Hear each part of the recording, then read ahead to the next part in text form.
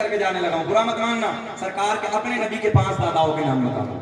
ہمارے دیہات میں, ہمارے علاقے میں, ہم دیہاتی آدمی صاحب, ہم دیہات میں رہتے ہیں, وہ دیہات میں کہتے ہیں دادا, پردادا, لکڑ دادا, شکڑ دادا, پکڑ دادا.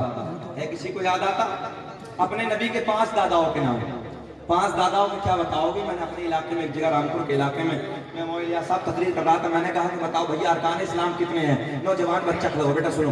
نوجوان بچہ کھڑا ہوا, پینٹ ادھر سے بھی پھٹی ہے, ادھر سے بھی پھٹی ہے. کھڑے ہو کے میں نے پوچھا بتاؤ بھی ارکان اسلام کتنے؟ بولے جی میری یاد ہے. بولے جی بتاؤ. بولے مسجد, مدرسہ, قرآن شریف. ہاں یہی. میں نے کہا یار تم لوگوں کو ارکان اسلام تک یاد نہیں ہے. یہی تو فائدہ ہے مولویوں سے پیار کرنے کا.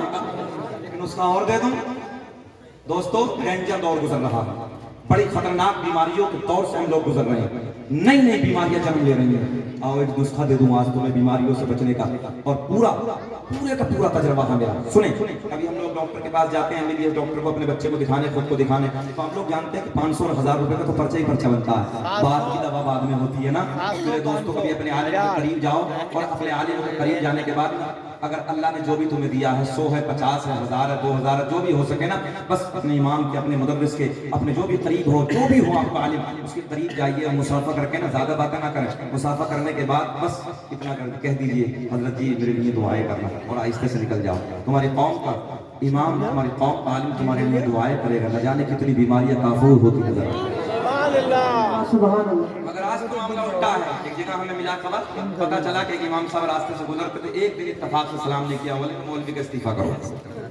میں نے کہا کم وقت تمہارے, تو مولوی کا استعفیٰ کرنے لگا. اگر پڑھ کے اگر ایک دن مولوی بھول گیا تو پڑھ کے تو سلام کر لیتا, میری قوم کا عالم آ رہا ہے, تو کتنا پیار آتا. مگر نہ, سلام بھی کرے گا تو عالم کرے گا, قوم کا امام ہی کرے گا. آج ہم نوجوان بچوں کو دیکھتے, راستے میں دیکھتے, چلتے پھرتے موبائلوں میں گانے ہیں, مکاریاں ہیں, عیاشیاں ہیں. میرے دوستو یاد رکھنا, اپنے علماء کی قدر کرو. اگر آیا کرے تو کم سے کم بند تو کر لیا کرو, اتنا تو حق بنتا ہے. میں آپ کو ایک بڑا جملہ دینے لگا ہوں. عیاشیوں کے اڈوں کو آباد کرنے والوں, شرابوں کی دکانوں پہ جا کے اپنی زندگی میں آگ لگانے والوں, یاد رکھنا شرابی کو جنت کی بو تک نصیب نہیں ہوگی, بو تک نصیب نہیں ہوگی. اور وہ زنا کے اڈوں کو آباد کرنے والے, آج عیاشیوں کا ماحول ہے, عیاشیوں کا ماحول ہے. سنیں, زلزلے آنے کی وجہ یہ ہے کہ آج عیاشیوں کے اڈے گرم ہے.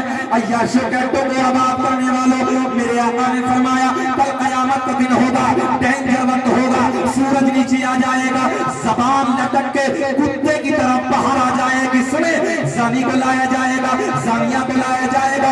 جن لوگوں نے دنیا میں رہنے کے بعد عیاشیوں کے اڈوں کو آباد کیا, نوجوانوں یہ جملے سن کے جانا, عیاشیوں کے اڈوں کو آباد کیا, شرم نہیں کی, غیرت نہیں کی, حیا نہیں کی. میرے نوجوانوں, مرنا تمہیں بھی ہے, ہمیں بھی مرنا ہے. اللہ سے توبہ کرو. تمہارے نبی کی حدیث ہے, میرے آقا نے فرمایا کل قیامت میں اس زانی کو, زانیہ کو اتنی پیاس لگی ہوگی, ادھر دیکھ, اتنی پیاس لگی ہوگی, مئی جون کے مہینے میں کتے کی زبان لٹک کے باہر آ جاتی ہے, زبان باہر آ جائے گی, پانی پانی کہہ کے پکارے گا. اب اسے پانی پینے کو کون سا دیا جائے گا؟ میرے آقا نے فرمایا زانی کی, زانیہ کی شرمگاہ سے ایک پیپ نکلے گا, اور وہ پیپ اتنا ڈینجر ہوگا, اتنی بدبو ہوگی. آقا نے فرمایا اگر اس کی بدبو دنیا میں ڈال دی جائے, سارے جنات, سارے انسان بے ہوش ہو جائیں گے, بے ہوش ہو جائیں گے. میرے آقا نے فرمایا جب یہ پیاس پیاس کر کے پکارے گا, ایک پیالے میں کرنے کے بعد جو اس کی شرمگاہ سے پیپ نکلے گا, اسے پینے کے لیے دیا جائے گا. جب یہ زانی, جب یہ زانیہ اپنے لبوں کے, اپنے ہونٹوں کے قریب لائے گا, پہلا گھونٹ مارے گا, اللہ اللہ, نیچے والے ہونٹ پہ اتنا برم آ جائے گا, لٹک کے زمین پہ آ جائے گا, اوپر والے ہونٹ پہ اتنا برم آ جائے گا, پلٹ کے پشت کی طرف آ جائے گا.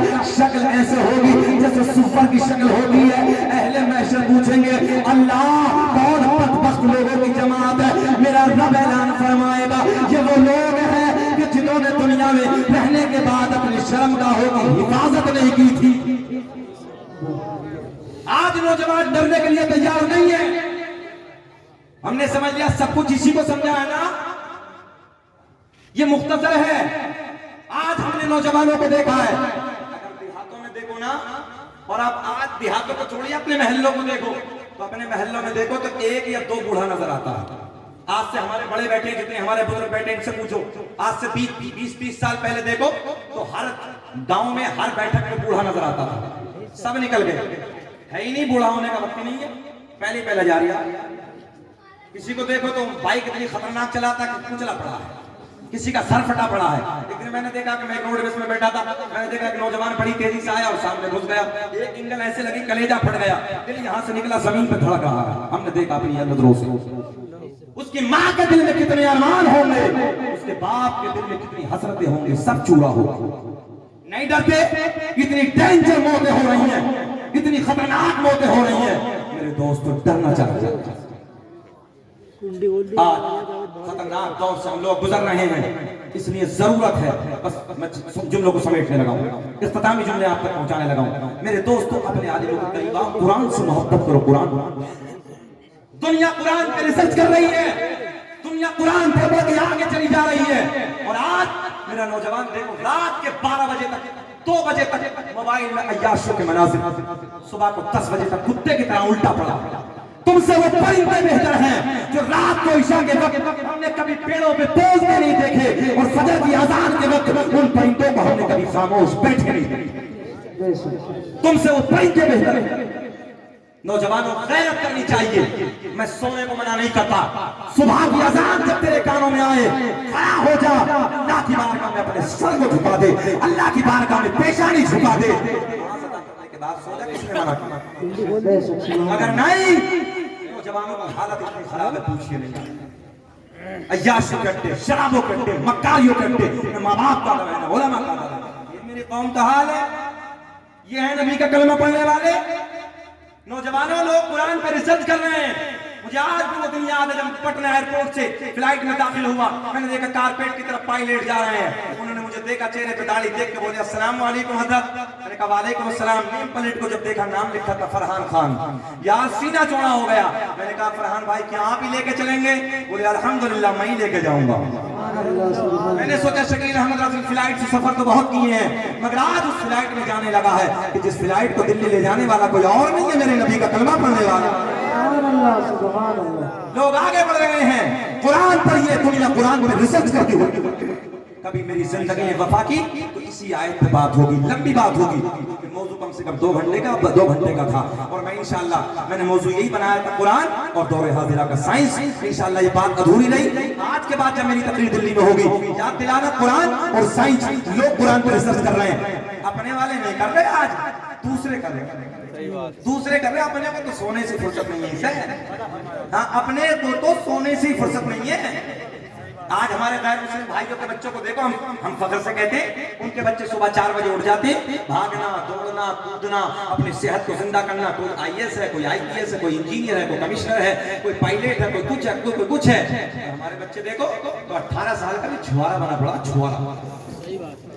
पता नहीं कौन से काले काम कर लिया है, कौन से अड्डे में अपनी जवानी को बर्बाद कर रहा है। सुनो, जवानी अल्लाह की बहुत बड़ी नेमतों में से एक नेमत है। इस जवानी को बचाओ। और 18 साल का नौजवान छुआरे की तरह, 18 साल का नौजवान मेरा